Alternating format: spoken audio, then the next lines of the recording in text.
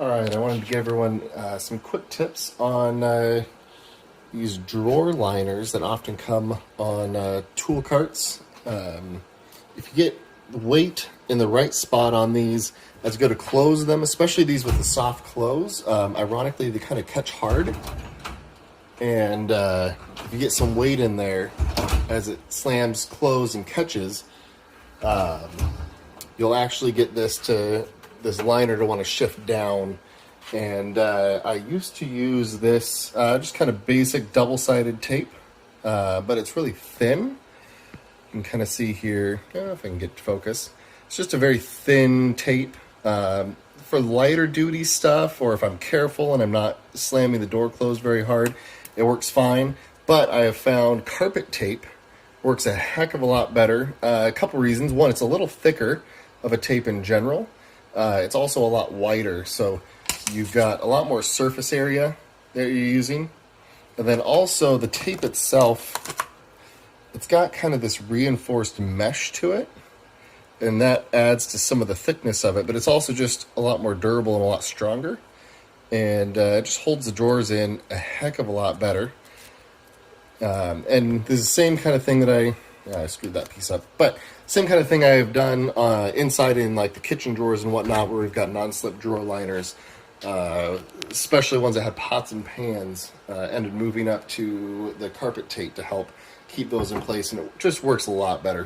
So I'm going to show you a couple tips on how to install this and not go crazy, especially when you've got, these are factory cut drawer liners.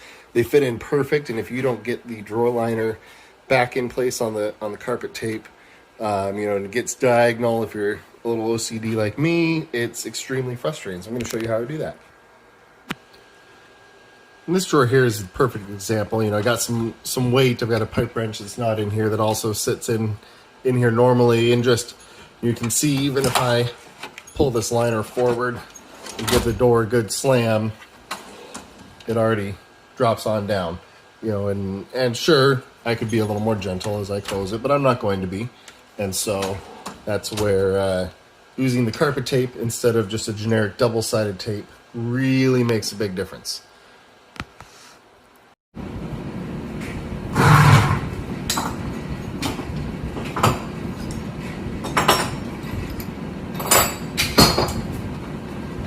Here, I'll take these pieces of double-sided tape out,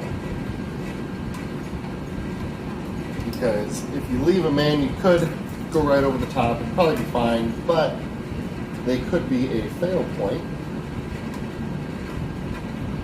for the carpet tape sticking, and so it's best to just take them out. And since this one was especially screwed up, I'll take a little bit of time to kind of, a little dirty, so I'll shake it out first, but kind of line up where the front should go. This back will get held down once I put carpet tape in the back. Once I've got the front and kind of the sides lined up where I want it, I'm just going to put a little bit of weight back here to help keep everything in place. Flip this forward, grab my carpet tape, and do this full length strip in the front here.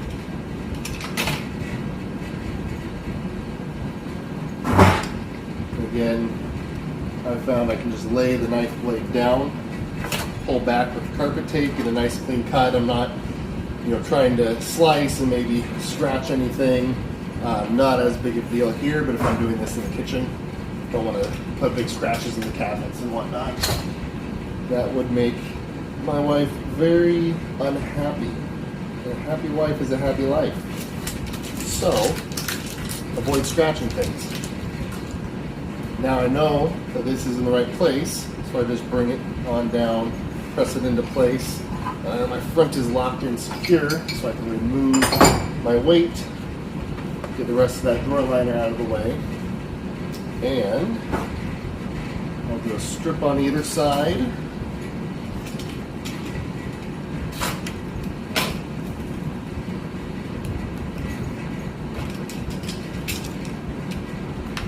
And then because this drawer liner was very abused, kind of holding its shape funny, I'm actually going to do a full strip in the back And it's not overly wide, so it's not like I'm using a ton of extra tape.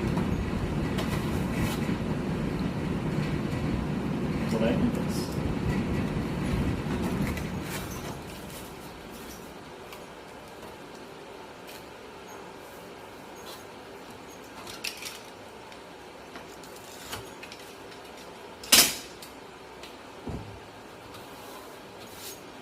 And you just peel off the white backing.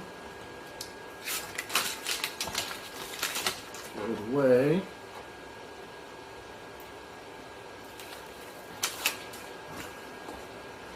And again, you just kind of let this liner roll back into place. That way it's not going to have any weird ripples or bubbles.